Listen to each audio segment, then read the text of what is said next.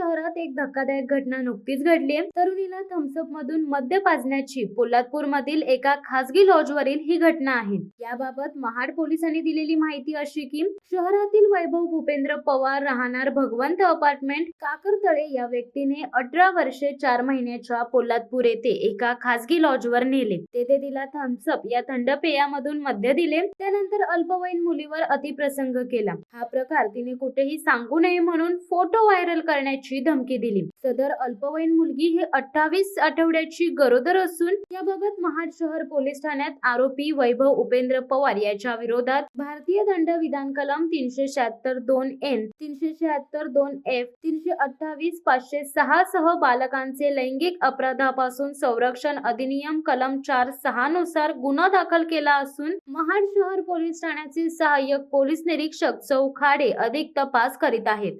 शिवसत्ता टाइम्ससाठी रेश्मा माने, महाड। दे धडक बेधडक वृत्त देणाऱ्या आपल्या शिवसत्ता टाइम्स न्यूज चॅनलला लाल बटन दाबून सबस्क्राईब करा आणि बेल आयकॉनला क्लिक करायला विसरू नका।